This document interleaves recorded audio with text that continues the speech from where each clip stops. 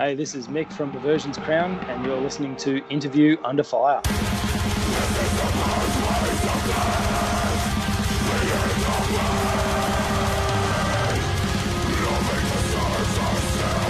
Thank you so much for taking the time to talk with me on Interview Under Fire.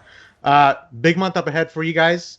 How are you guys doing? How have things been for you guys, like, in the band as of late? And how long have you guys been on lockdown in Australia? Like, what's the vibe over there? Yeah, so we've been on lockdown, I guess, since sort of mid-May. Oh, sorry, mid-March. So, Yeah. yeah, we were in the United States then. We went over there to start a tour, and, yeah, we played one show, and then it got cancelled because of the pandemic situation. And, yeah, so we had to sort of emergency get home to Australia before it all kicked off, and kind of just been, I guess, on lockdown since then. But it hasn't been as intense in Australia as it has in, especially in sort of the east Like coast of like the America and stuff. states, like the states over here. Yeah, People are going yeah, nuts over here. crazy over there. So I feel pretty lucky that we got home and I could just be at home and not be sort of stuck in a hotel or something over there for months, or I don't know what would have happened. But yeah, it could have been a lot worse. Man, I remember that tour because I was actually scheduled to interview you guys too. Because it was a Die Artist Murder, Fit for an Autopsy, which we actually had on the show a couple, actually last month. We talked to Pat Sheridan, and he was Sick. talking about how it was bummer to, like, man, that was a lineup for the ages, bro. Enterprise Earth, you guys, Die Art and Fit for an Autopsy. I think there's a couple more bands on there too. Yeah. But we were all looking forward to it. I'm sure a lot of other tours, a lot of just events we just had planned, just completely go down the gutter. Oh, for Um, sure. being stuck at home like we all are, like both of us are, how are you keeping up with your guitar chops? And do you live in a place where you can just crank up and play without like the neighbors going crazy or anything like that?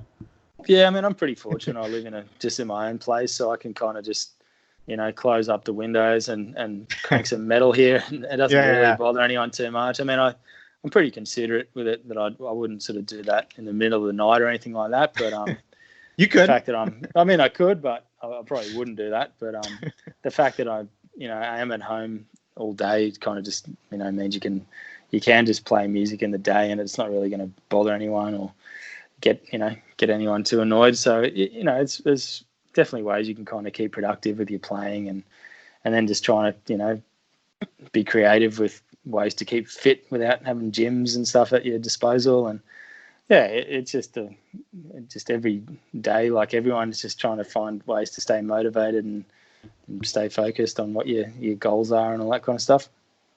Does this pandemic, now that we're home, does it open up new things for you personally and artistically? Maybe you've not noticed before. Some of the other guests I've talked to, they're like, "Oh, okay, I've had like cooking. Like I've never thought I'd be cooking like all this time, and I've gotten into art or reading, video games, just anything that's new to your daily routine that you've added." Yeah, a couple of those things for sure. Like just being home more often and not having the option to go and get food elsewhere, or quite often I would like just going and catching up with friends and getting lunch or whatever. But the fact that you can't do that, you do end up sort of cooking more stuff at home and getting a bit more creative with what you're going to eat. So you're always just finding something new to do there. But yeah, and just having more time at home than I'm used to is pretty different for me, especially coming into this year. We were predicting a lot of touring and a lot of time away from home, and so I usually just kind of enjoy just having this a little bit of downtime in between tours where I Yeah. do get to just kind of have some time to myself to do things. But all of a sudden I've got all this time to myself and no opportunity to do any of the other things. So it's kind of, yeah, it's been a different experience, I guess, but I'm just kind of taking it for what it is, and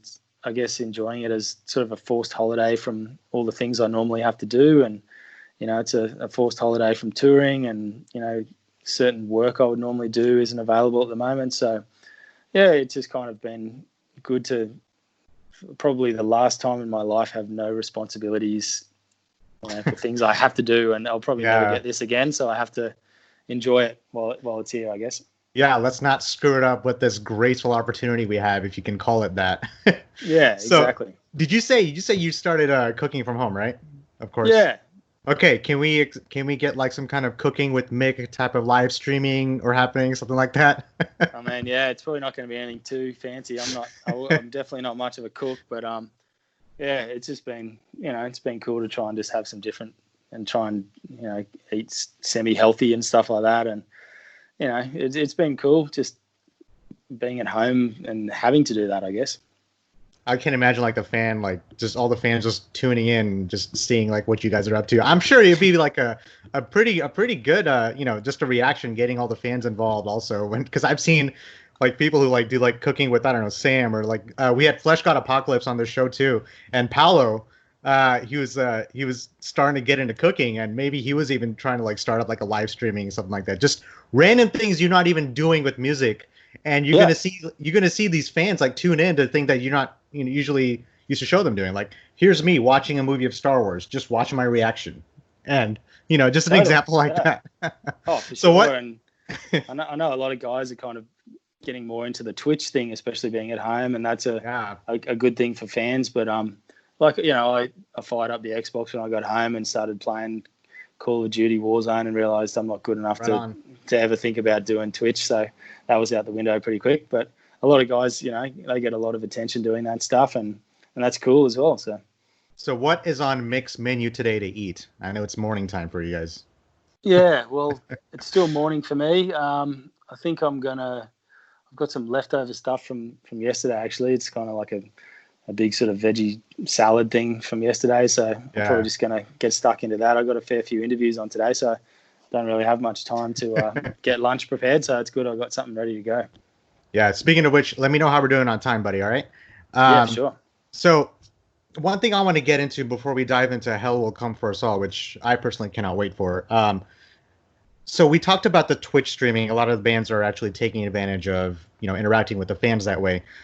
Earlier today, I actually had a guest, Insomnium, and they were known for, doing their own live streaming. Code Orange did their own thing, back in March for their album release.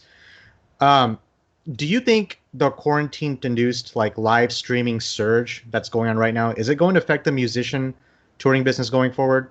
Do you still see this happening even after all this is over? I mean, there's always been sort of studio recordings people would put up for years on YouTube and stuff like that. Behind the scenes stuff and stuff like that. Yeah, and like it's always been cool. Like there's always been like studio sessions where bands will just kind of get in there, but I guess this is kind of the only option now. So it's kind of just been, just there's so much of it. But I think it'll still happen, and people always like watching bands play, however it is, if it's live or footage of it or whatever. So if you're a fan of a band, you're going to watch whatever they put out, I think. So I think it'll be, it'll still happen even after all this. Yeah, because there's two different aspects, and probably even more. But the main ones that I'm hearing are, if I'm seeing Aversions Crown in front of me in person, that's just a whole different monster altogether, a whole different atmosphere, as opposed to seeing you guys, like right here, like in front of a laptop, where I could just technically mosh in my own bedroom if I wanted to. It's sure. It's a different vibe when it comes to that, because you could still sell tickets. Let's say you do a festival here, or technically, what am I saying? Festivals are usually in Europe, but you do a festival in Europe, and maybe someone in the U.S. doesn't have access to that, and you could sell a virtual ticket. Just an example like that, because a lot of ideas are being spread forth from here on, because it's trial and error. Because you don't know if everyone's going to be able to tune in. You have technical issues, everything else in between. Big time, yeah. And I think, like what you said, especially with a band like us, I think being in front of us and feeling the energy of us and the crowd is kind of what's really important with a band like us. So I don't know how well it would translate to just being kind of a studio thing without the energy of a live crowd and all that kind of stuff. Whereas other bands, which it's not so much about the energy and the aggression, it's just more a display of musicianship, which, I mean, we still have that, but that's not the only element of our band. So I think it'll be interesting to see how it would translate. But, I mean, yeah, obviously bands like Code Orange are higher energy bands and they're doing it, so maybe it could work. Yeah, you did talk about in one of your other interviews about Aversions Crown being primarily a live band because you guys put on quite a show. As far as like the energy, you guys do it right. You guys know how to do it. And with Aversions Crown, you talk about the fourth album coming up. Hell will come for us all. Now, with this album, did it ever cross your mind or any of your bandmates on possibly release date effectiveness, because we've had bands that have moved their release dates forward or moved them back, and some bands who've stuck to the schedule. Is that something that has crossed your mind? Maybe move it forward, or is that up to you guys or something like that?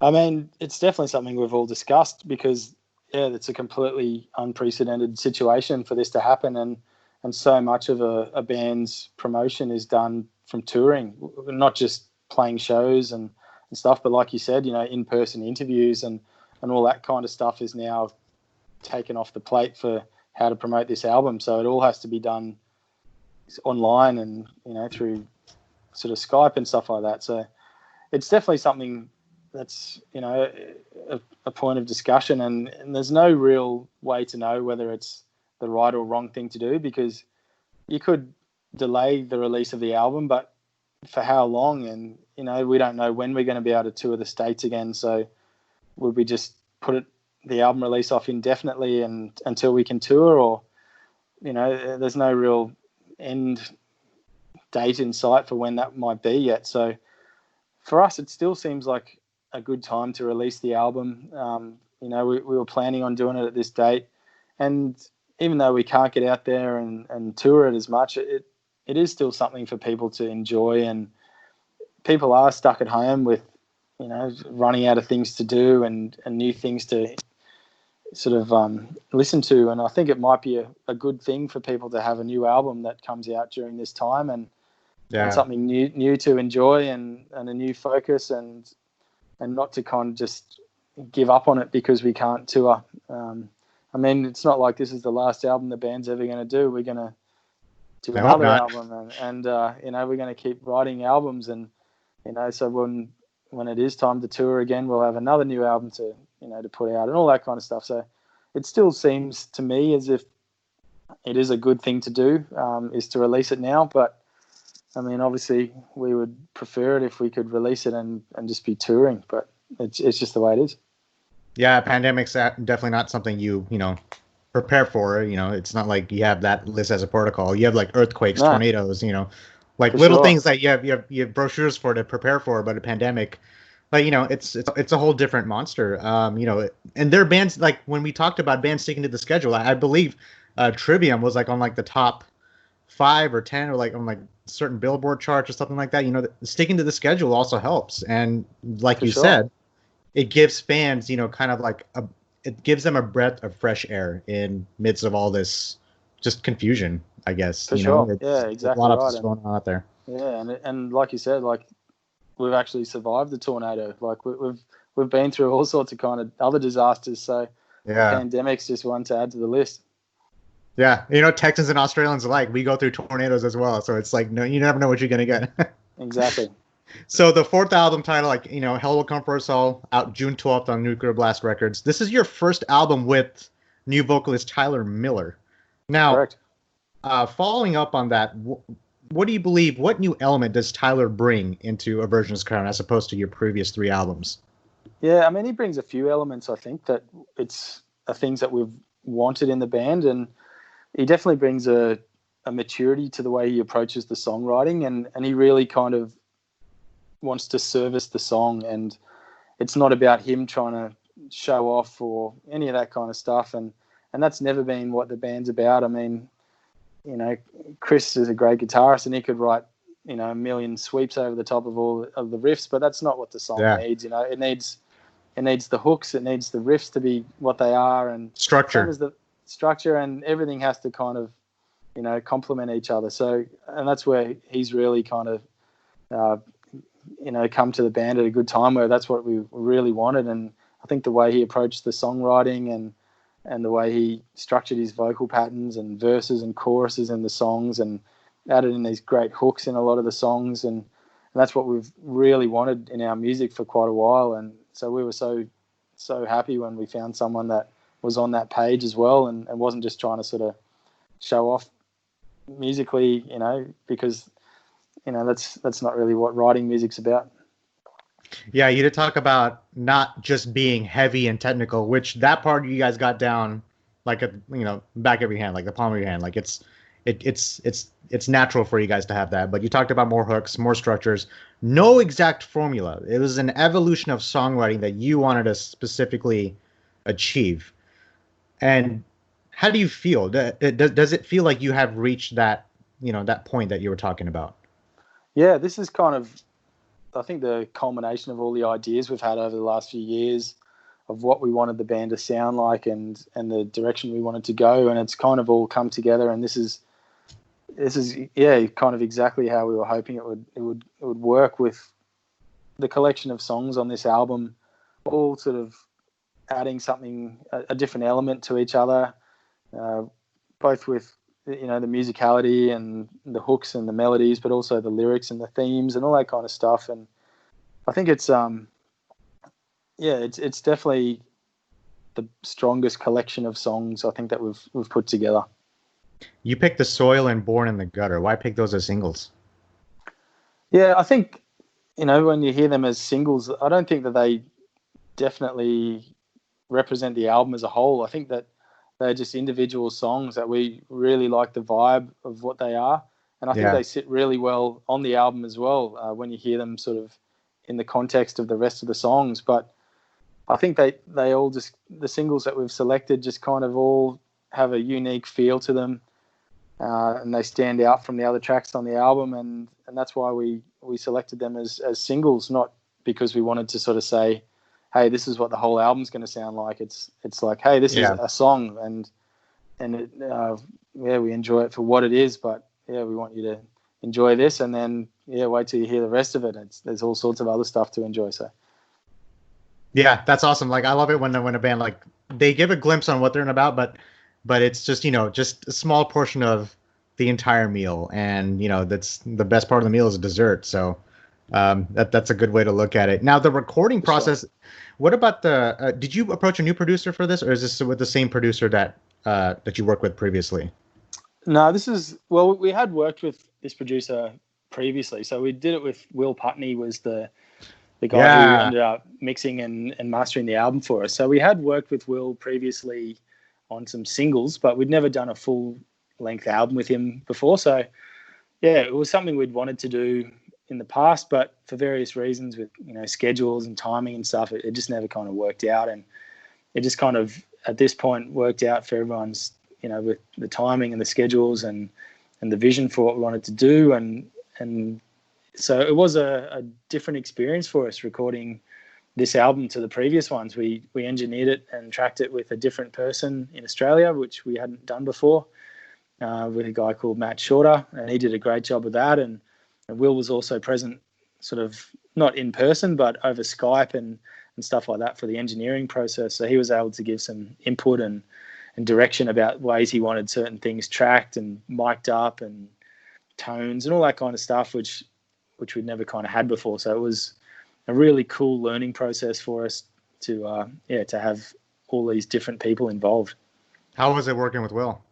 He was awesome. Yeah, he's great at what he does, and he really knows how to achieve, the thing you want to achieve. So he just kind of says, all right, if you want this is what you got to do, and you do it, and it works. So he's definitely a master of his craft, and he's very good to work with. That's a very common denominator that I hear, because we've had Die Hard and Fit on the show before, and one common thing they say is how much of a hard worker Will is, and he pushes you to the limit. So when I saw that Aversions Crown worked with Will, I was like, okay, this is already going to be an amazing album anyway. But then adding Will to that list of people who helped you out with this album, that's perfect combination. Couldn't be better than that. Sick, man.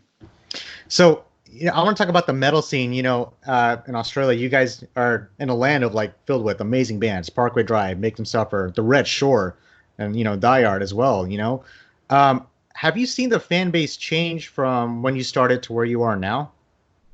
In Australia, for sure. I mean, because it's been quite a while now, the band has been around for sort of over 10 years. So Yeah. a lot can change in that time. There's a lot of musical styles will change, and, you know, bands change, and a lot of those bands you mentioned, you know, they tour a lot internationally now. So a lot of those bands aren't touring around domestically anymore. So that brings new bands the opportunity to start touring around Australia, and then that'll sort of bring, you know, new trends and new sounds that become popular. And so it's always kind of changing, like anywhere. But yeah, it's definitely a different kind of, you know, demographic of people that come to shows now than it was, you know, maybe even an album or two ago. And I think, you know, even in another couple of years, it'll continue to change. And it's good. It's always new people coming to shows, which is what you want. It's you always want the music to reach more people. You don't ever sort of do a band and go, all right, well, we've hit this amount of people. That's it. That's all we want. You know, you always want to keep expanding. You always want someone new to hear it. And I think that's always happening over here, which is cool. What was your favorite part about the touring life? Now that you have this break that, of course, nobody called for, does it give you like a whole new perspective now that you get to sit back and just see your touring life like as in the past? What was your favorite part about touring now that everything kind of just come to a halt? Yeah, I mean, aside from the fact that we get to perform music every night, which I love doing, but the fact that I get to travel to all these different places, you know, on a regular basis, and I get to see all these new things and, you know, experience all different stuff that you can't experience from home. So there's certain foods that you can't experience anywhere else. You know, there's beers that you can drink in this place that I can't get here. There's people I'll meet that, you know, are totally different to the people I hang out with here. And it's just every place you go to has something unique about it. And it just kind of makes you realize when you're stuck at home doing the same thing in and out, and how much I do enjoy different experiences and new experiences in my life. And as soon as I can't have those new experiences, you kind of start missing them even more. Have your aspirations as a person or as a band, have they evolved or changed since when you first started playing music? Do you see things differently now? I mean, you definitely see things differently, but I don't think that the overall goal has changed. Like, the goal was always to, you know, write the best songs we can and tour it as much as possible and play to as many people around wherever that wants to watch us. We'll go and play there. So that's always been the overall goal. And I think that's, you know, probably majority of bands that have that goal. But I think traveling really opens your eyes to the bigger picture of things, both musically. You kind of realize that, you know, for example, where I live on the Gold Coast, a band like Aversions Crown would play, and it just wouldn't necessarily be a popular thing because people here, it's a surfing culture. The sort of music that's popular here is definitely not death metal at all.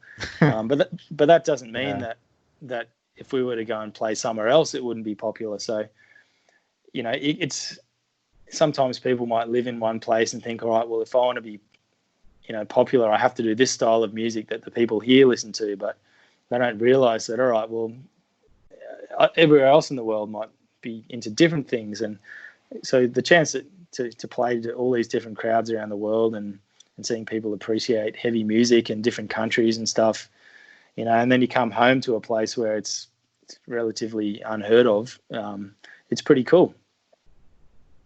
So we talked about a lot of that, you know, the way you see things now. Who were your like influences before you even picked up a guitar? Like, what did you listen to back then? Was it the band right behind you, Metallica? Am I seeing that? Is that correctly? Yeah. Oh, for sure. Yeah, they were one of the first I ever listened to, and before I even played guitar. But a lot of the sort of classic metal stuff, like most people my age, or you know, the big four, and then bands like Pantera and Sepultura and all those sort of classic bands that were, you know, still pretty underground in a way, but they're also quite accessible. And then you start sort of digging a bit deeper and finding the more extreme stuff and just delving more and more into that world. And I just kind of haven't stopped, I guess. I just love the reach, because you talked about how where you live, how, you know, death metal's not popular. You know, I mean, Dallas, I don't death metal's not popular here either. You know, it's usually in Florida where it's found. But I love the reach that you're talking about, how some people like us could have we find, bands like these to actually just influence us in a way where we can help get the word out even more. And it's great what Aversions Crown is doing, like still releasing music, still making, the fan base even bigger, just expanding on what they started out with to what they are now. Thanks, man. Yeah, cool. Now, before we finish up, just a couple of really fun questions, because I actually want to end this on a pretty awesome note. If it was up to you, and it is up to you, any artist you would like to collaborate with that you haven't yet, who would it be? Doesn't have to be metal. Yeah, wow. I'd probably love to collaborate with an electronic band called The Midnight, who, they do kind of, I guess, sort of throwback synthwave kind of sounding stuff, lots of saxophone, but really dark and ambient sounding in parts too. And I think it'd be really cool to collaborate death metal or heavy music with the stuff that they're doing. It'd be pretty different, but maybe it would be terrible, but I think it would be cool. Man, metal has been infused with so many genres. I mean, why not? that would be pretty interesting to see. Now, if you weren't a musician, what would you be doing right now? I mean, I'd probably be doing something to do with sport, I guess. Like that was always the other thing I was into growing up and still like. So probably would have put more time and effort into doing some kind of sports science or something like that. Was always the kind of backup plan if I didn't do music, but I still love doing music, so I'm hopefully going to do this for a while. Awesome. Now, top 5 albums you can think of, top of your head. Top of my head, all right. Let's go Darkest Hour, Undoing Ruin, Metallica, Kill 'Em All, Black Dahlia Murder, Ritual, Job for a Cowboy, Sun Eater, and Rivers of Nile, Where Owls Know My Name. Oh, man. Okay, that is a great list. I love how you kind of like threw it with a different twist with Rivers of Nile. That's awesome. Cool. All right, this is the last part of the interview. We're going to finish up here. I'm going to see how well you know your songs, okay? I'm going to read a lyric. I'm going to read a lyric. You tell me what song it's from. I'm going to probably start off easy here. You probably already know. He's like, I already know all the songs. What's he doing? Well, I don't know about these lyrics. Let's try. All right. We are not equal, and we still draw the line to divide the lower kind for the good of the people.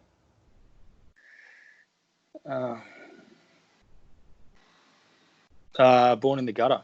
Yeah. Yeah. I have to kind of sing it to hear the melody. Yeah. Of course. Okay. The crown from your head, forever buried in the sands. Marvel at the creation of this instrument of torment. I'm throwing it back here. Yeah. I've got no idea about that one. I that is partisan. I believe this is before you were with Aversions Crown. Partisan deconstruction. Okay. Yeah. We have. I remember playing that one live, but I don't think I ever really learned the lyrics to that. Yeah, Servitude, great album. Yeah, for sure. Okay. Behold the crucible of opposition, contrary yet interconnected, the resting place of ethereal bodies. Shadow, is this not what you wanted? It sounds like something off Xenocide. Yep. And I don't know if you guys play this live. Yeah. Is it off Misery? No, I don't know. Cycles of Haruspex. Okay, yeah, it's on. Yeah, we haven't played that live. Yeah. Okay, so this is actually this may be my favorite Aversions Crown song. So, I'm the beginning, I am the end, I'm what you can't find words for, I'm beyond all understanding. Overseer. Hell yeah, love that song. Man. Okay, reconstructing the divine. From within the divide, within its depths, hatred awaits, smothering life with pain. God, I love those lyrics. Yeah, I'm not too sure about that one. This is Xenocide. I'm gonna say Xenocide. Can you get the song? Yeah. No, I can't picture that one. Okay, hybridization. Okay, cool. All right, this is the last one. A tool of malice and enslavement. This is the pulse of the awakened, a singular consciousness to control, manipulate, and deceive. This is, again, throwing it way back. Yeah, is this off Tyrant? This is... Or Servitude again. Servitude again. Is this We're Not Safe? No. Try again. No, I'm not too sure. Advocator of man's genocide. Okay. Yeah. I always love these reactions because, some artists say, I'm never going to get any of them. And then they get every single one. And then some of True. them say, yeah, I'll get all of them. And they didn't get any single one of them. It's Yeah, true. it's great. Now I made you think. Now you got to rethink that set list. Oh, totally. All right, Mick. So we're out of time here. Anything else you want to add to promote, shout out before we end this thing up? You got a big month up ahead. It's exciting stuff. I know it's not something that you plan for releasing an album during a pandemic, but just any last things you want to say? Man, I think you've sort of covered it all, and yeah, we hope people check out the full record, and yeah, we look forward to getting it out on the 12th of June. And everyone who's listening, this is Mick Jeffery from Aversions Crown. Their 4th album, titled Hell Will Come For Us All, out on June 12th. Nuclear Blast Records. Support these guys. Pick up the album. They'll be on the road as soon as you know. And everyone listening, you can listen to this podcast on Spotify, Apple iTunes, Stitcher, and all your podcast apps. Mick, thanks so much, buddy. We'll catch you again next time. All right, man? Man, thanks so much for having me.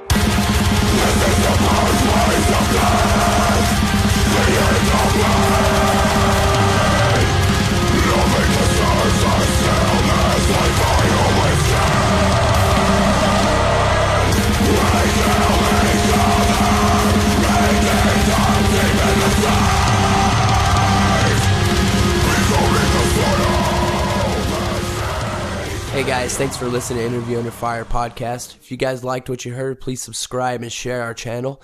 And please leave a 5-star review, as that helps us tremendously. And also, if you guys have any questions or comments, you can find us at Interview Under Fire at Facebook or at Instagram. Or you can write us directly at schwag@interviewunderfire.com. That's SCHWAG at interviewunderfire.com. Or Rezablade. That's REZABLADE at interviewunderfire.